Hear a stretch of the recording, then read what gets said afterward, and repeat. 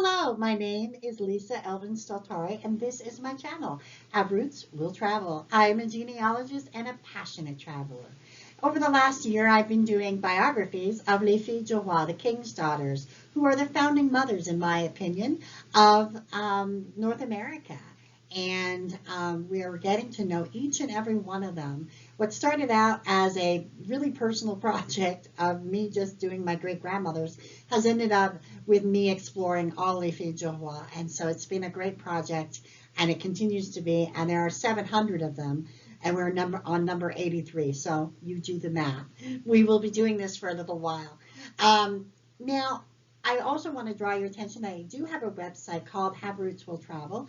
And on that website, I have the links to all of the previous episodes. So if you're looking for a particular Filles du Roi that I may have already done, that might be the easiest way to have a look at it. You can also write to me, lisa@haverootswilltravel.com. I have a Facebook page as well, Have Roots Will Travel. Give that a shot. And also, if you want to just place a comment, you can just do it right here on the video, and I get an alert that says that someone has placed a comment. Speaking of alerts, I just want to make sure that you know, press that subscribe button if this is something you would like to do. And also click on the notifications alert so that you get alerted when I post new content, which right now is about twice a week. It may go to 3, but for right now it's twice. And with that being said, let's get started and find out who is our Filles du Roi for this episode. Les Filles du Roi was a program begun in 1663 under Jean Talon. I go into great detail about this in a video I did called Les Filles du Roi, the program 2.0. Have a look at that. And if you want to know more information about, how it was, how and why it was originated, and it gives you some idea of what your ancestor would have gone through as well. For episode number 83, we have Catherine Pillat, and she is a viewer request, but she's also, once I looked in my files, the great-grandmother of of the boy next door's wife. And she is also the great-grandmother of my best friend's daughter. So with that being said, let's get to know Catherine a little bit more. So Catherine was born in 1650 in the parish of Notre-Dame de Gagne. She was baptized at Sainte Marguerite, which is in La Rochelle. This is part of the bigger part of La Rochelle. And La Rochelle was founded during the 10th century and became an important harbor in the 12th. Until the 15th century, La Rochelle was to be the largest French harbor on the Atlantic coast, dealing mainly in wine, salt, and cheese, all my favorites. The name was first recorded in 961, so it's been around for a long time, and it comes from the Latin meaning little rock. La Rochelle has one of the richest histories in all of France, because from its beginnings is an area where the Knights of Templar had their strongest base. And Eleanor of Aquitaine married Henry Plantagenet in 1152, who would become King of England as Henry II in 1154, thus putting La Rochelle under Plantagenet rule, which meant Protestant, until Louis VIII captured it in the 1224 siege of La Rochelle. So that was about 75 years later. During the Plantagenet control of the city in 1185, Henry had the Vauclair Castle built, remains of which are still visible at the Place de Verdun. So just amazing that kind of, where kind of the English and the French history merge. From 1568 on, La Rochelle became a center for Huguenots. In terms of them being, they would escape here and then ultimately had to be expelled from this area. It was in La Rochelle that the revolts occurred and created the uprising that would become known as the Siege of La Rochelle, 1627. Throughout the 1600s, the Huguenots were expelled constantly from La Rochelle. Do we know if Catherine was a Huguenot? We do not know that. She was baptized in one of the churches that was used by the Protestants. So we don't know. But just very fascinating to know, how her journey emerged and that she was from this particular area. Her father was a master weaver. His name was Pierre Pillat, and her mother's name was Marguerite Moulinet. And so she did come from some means. So that part we do know. So let's get to know why she came to New France.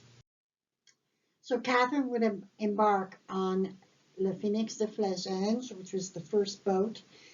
She was 13 years old. There is no evidence that her parents were dead or alive.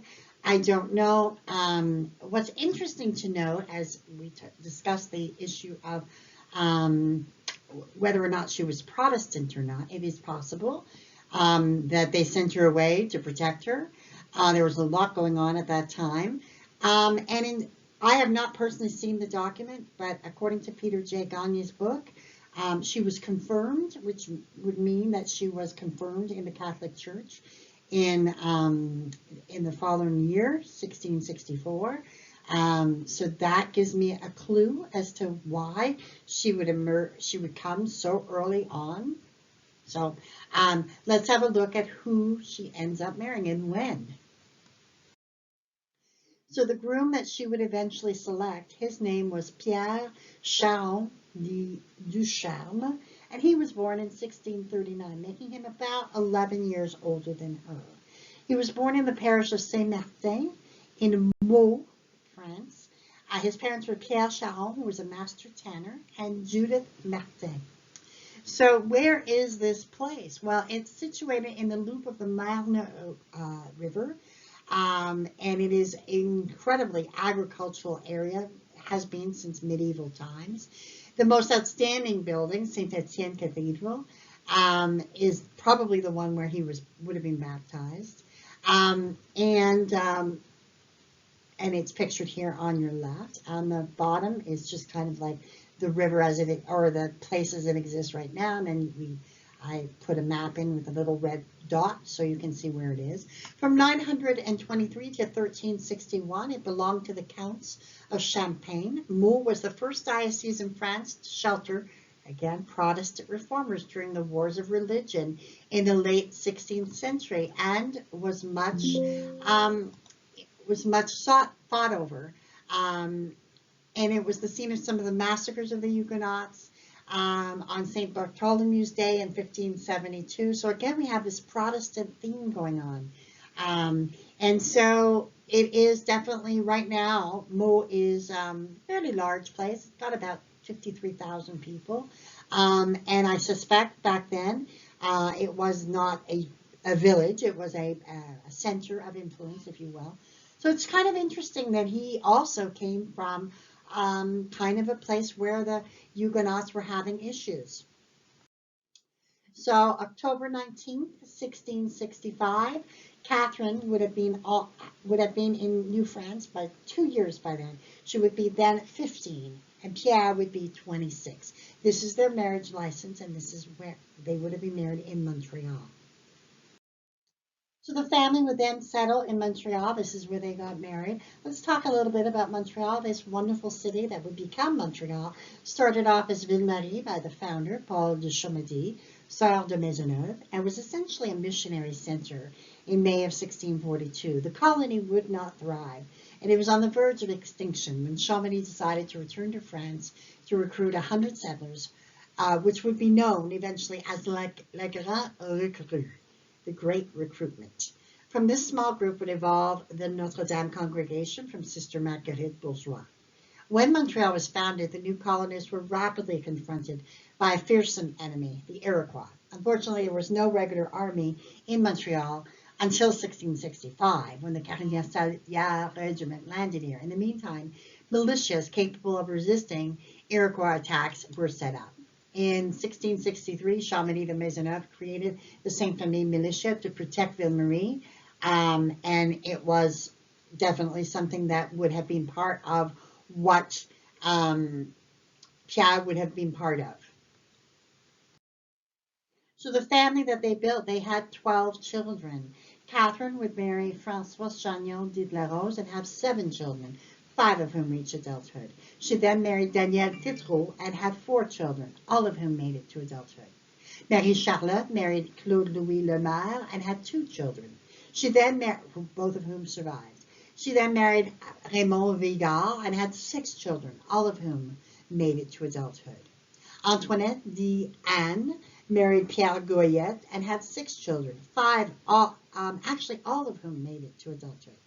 Pierre married Madeleine Robin and had 9 children, 7 of whom made it to adulthood. Thérèse married Jacques Hubert and had 1 child who made it to adulthood. And then she married Antoine Piet and had another child who also made it to adulthood.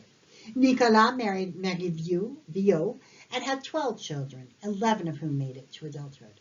François married Marguerite Piet and had 10 children, all of whom made it to adulthood. Catherine married Guillaume Adam and had 4 children, all of whom made it to adulthood. Hélène would marry Charles Eveline and had 10 children, 3 of whom made it to adulthood. Jean married Marie-Madeleine Gertin and had 7 children, all of whom made it to adulthood. He then would marry Geneviève Boucher and have 1 more child who also made it to adulthood.